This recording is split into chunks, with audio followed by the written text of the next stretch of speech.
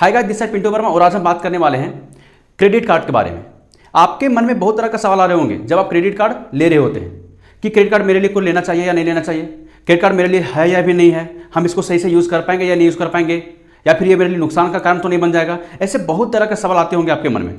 लेकिन आज हम इस वीडियो में आपको पूरा तरह से क्लियर करेंगे कि आपको क्रेडिट कार्ड यूज़ करना चाहिए या नहीं करना चाहिए, या फिर आपको किस तरह से यूज़ करना चाहिए, कौन कौन सी बातें आपको ध्यान रखना है, कौन कौन सी बातें आपको पूरा फोकस के साथ काम करना है। इस सारी टॉपिक पे आज हम बात करने वाले हैं, जिससे आपको क्रेडिट कार्ड के रिगार्डिंग बहुत तरह का जो क्वेश्चंस हैं वो क्लियर हो जाएगा। इसलिए वीडियो को लास्ट तक देखिएगा। सबसे पहले हम लोग समझते हैं कि क्रेडिट कार्ड होता है क्या।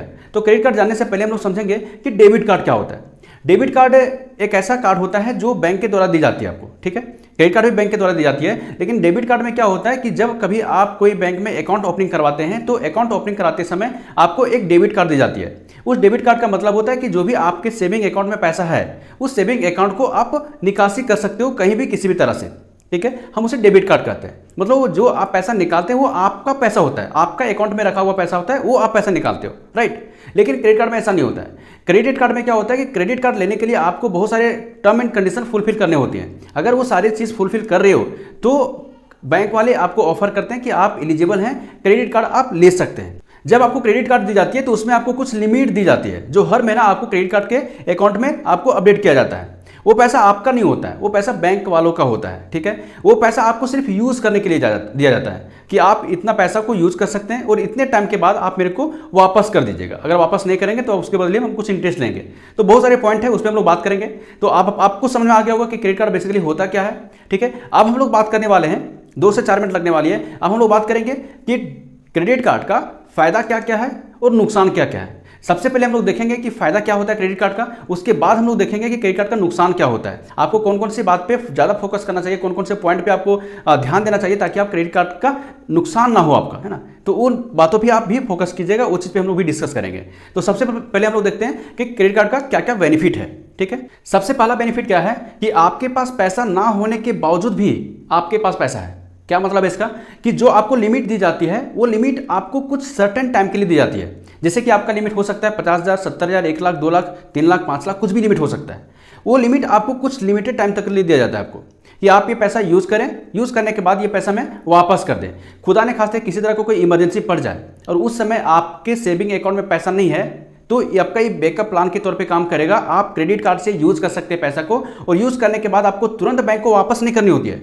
आपको 50 दिन के बाद, मतलब 50वां दिन में आपका बिल बनता है, मतलब कि आपका ड्यू डेट होता है, तो 50वां दिन में आपको पेमेंट करना होता है। तो मतलब आपको 45 से 50 दिन आपको टाइम ड्यूरेशन मिल जाता है, मतलब आपको अच्छा टाइम मिल जाता है ना। तो आपके लिए सबसे बड़ा बेनिफिट क्या है कि आपके पास पैसा ना होने के बावजूद भी आप पैसा को खर्च कर सकते हैं, और वो खर्च किया हुआ पैसा आपको तुरंत बैंक को नहीं देनी होती है, आपको कुछ दिन के बाद, कुछ मंथ के बाद आपको पैसा पेमेंट करनी होती है। ये आपके लिए सबसे बड़ा बेनिफिट है। दूसरा बेनिफिट क्या है कि देखिए, अभी नॉर्मल टाइम में क्या होता है ना कि जब भी आप कभी शॉपिंग करते हैं, परचेजिंग करते हैं, तो क्या होता है वहां पे कि आप वहां पैसा देते हैं और सामान लेते हैं, बस बात यहीं पे खत्म हो जाती है। लेकिन क्रेडिट कार्ड से ऐसा नहीं होता है। क्रेडिट कार्ड से क्या होता है कि जब आप कोई सामान खरीदते हैं और वहां पर अगर आप पेमेंट करते हैं तो यहां से आप बात शुरू होती है कि आपको हर एक ट्रांजेक्शन पे, हर एक जो पेमेंट कर रहे हैं उसके, मतलब चाहे ट्रांजेक्शन 100 रुपये का हो या फिर वो 1000 का हो या फिर 10,000 का हो, हर एक ट्रांजेक्शन पे आपको रिवार्ड पॉइंट मिलता है। आप कह सकते हैं कि आप उसको, मतलब कमीशन दी जाती है। मतलब कि आपका जो ट्रांजेक्शन है वो ऐसे ही नॉर्मली नहीं चल जाता है, वो हर एक ट्रांजेक्शन पे आपको रिवार्ड पॉइंट भी दी जाती है। ये आपके लिए दूसरा सबसे बड़ा बेनिफिट है। तीसरा बेनिफिट है कि आपको कैशबैक मिलती है। आप बहुत बार देखे होंगे कि अमेजन, फ्लिपकार्ट और भी बहुत सारे ऐसे ऑनलाइन स्टोर हैं जहां पे आप अगर क्रेडिट कार्ड का यूज करते हैं तो आपको अच्छा खासा डिस्काउंट मिल जाता है। 5%, 10% तक का डिस्काउंट आपको मिल जाता है वहां पे। तो जो प्रोडक्ट आपको 100 रुपये में मिल रहा है, अगर वो प्रोडक्ट ऑफर में है और क्रेडिट कार्ड से अगर पेमेंट कर रहे हैं तो शायद वो 90 रुपये में, 95 रुपये में आपको मिल जाएगा। तो आपको यहाँ पे कैशबैक का भी बेनिफिट मिलता है। तो ये आपके लिए तीसरा सबसे बड़ा बेनिफिट है। चौथा सबसे बड़ा बेनिफिट ये है कि आपका सिविल स्कोर अगर बाय द वे खराब हो गया हो या फिर आपका सिविल स्कोर कम हो गया हो तो एक चांस है कि आप क्रेडिट कार्ड से अपना सिविल स्कोर को बढ़ा सकते हैं। अगर आप क्रेडिट कार्ड को सही तरीका से यूज कर रहे हो और सही तरीका से उसका पेमेंट कर रहे हो आप, तो संभावना यह है, चांसेस बहुत ज़्यादा बढ़ जाती है कि आपका सिविल स्कोर भी अच्छा हो जाएगा। तो सिविल स्कोर को बढ़ाने में या तो उसको बेहतर करने में क्रेडिट कार्ड का एक अहम भूमिका निभाती है। तो आप क्रेडिट कार्ड के माध्यम से अपना सिविल स्कोर को भी ठीक कर सकते हैं। ये आपका चौथा बेनिफिट है। पांचवा सबसे बड़ा बेनिफिट ये है कि जब कभी आप एयरपोर्ट पे गए हो और वहाँ पे आपका फ्लाइट अगर लेट हो गया है, 2 घंटा 3 घंटा लेट हो गया है, तो आपको वहाँ पे कोई कार्ड में, हर एक कार्ड में नहीं मिलती है, कोई कार्ड में आपको क्या होता है कि वहाँ पे लॉन्च एक्सेस का सुविधा आपको मिलती है। वहाँ पे क्या होता है कि जब कभी आपका फ्लाइट लेट हो गया हो तो आप वहाँ पे वेट कर सकते हैं और आपको वहाँ पे 5 स्टार होटल जैसा आपको ट्रीट किया जाता है, मतलब कि हर एक चीज़, खाना पीना रहना, आपको सारा कुछ वहाँ पे बहुत बढ़िया से बेहतर तरीके से आपको दिया जाता है। और ये फ्री ऑफ कॉस्ट होता है, यहाँ पे आपको कोई चार्ज नहीं होती है। शायद आपको 1 रुपया वहाँ पे पेमेंट करना होता है, आई थिंक ये 1 रुपया ही होता है। आप वहाँ पे पेमेंट करेंगे और आप वहाँ पे अच्छे से इंजॉय कर पाएंगे और अपना टाइम को स्पेंड कर पाएंगे। तो ये आपके लिए सबसे बड़ा बेनिफिट है कि अगर आप इंटरनेशनल ट्रैवलिंग करते हैं या तो फिर नेशनल ट्रैवलिंग करते हैं और फ्लाइट से आपका आना जाना ज़्यादा होता है, तो आप इस बेनिफिट को उठा सकते हैं, ले सकते हैं और अपने क्रेडिट कार्ड के माध्यम से लॉन्च एक्सेस जो है आपका बेनिफिट, आप इसे ले सकते हैं और बहुत ही कम पैसा में, मतलब 1 रुपया पेमेंट करना होता है और आप वहाँ पे ये बेनिफिट ले सकते हैं। तो सबसे बड़ा बेनिफिट ये भी है।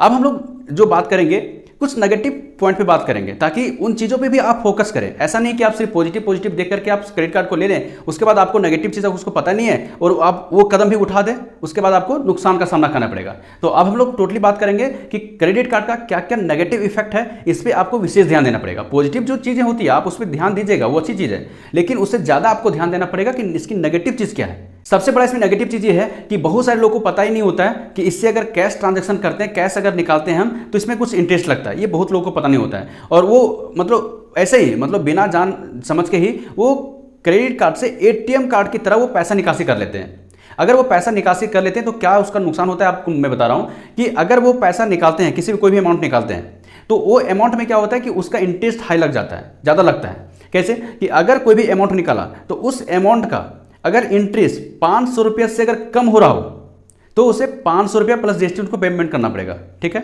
लेकिन अगर वो अमाउंट ज़्यादा है और उसका इंटरेस्ट 500 रुपये से ज़्यादा हो तो 2.5% प्लस जीएसटी पूरे अमाउंट पे उनको पेड करना होता है, जो कि बहुत ज़्यादा होता है। तो ये आप बात ध्यान रखिएगा कि जब भी आप क्रेडिट कार्ड ले रहे हो तो उसका नाम ही है, देखिए आप चीज़ों को समझिए, कैशलेस क्रेडिट कार्ड, इसका नाम ही है कैशलेस क्रेडिट कार्ड, यानी कैश का धंधा ना करें। जो भी कैशलेस है, आपका ट्रांजैक्शन जो ऑनलाइन हो रही है, आप जो कार्ड से कर सकते हो वो सारी चीज़ें करें, कैश नहीं निकालें से। अगर कैश निकालेंगे तो नुकसान आपको करना पड़ेगा, इसलिए कोशिश करें कि क्रेडिट कार्ड से पैसा एटीएम कार्ड की तरह आप कभी निकासी ना करें। पहला बात ये ध्यान रखिएगा।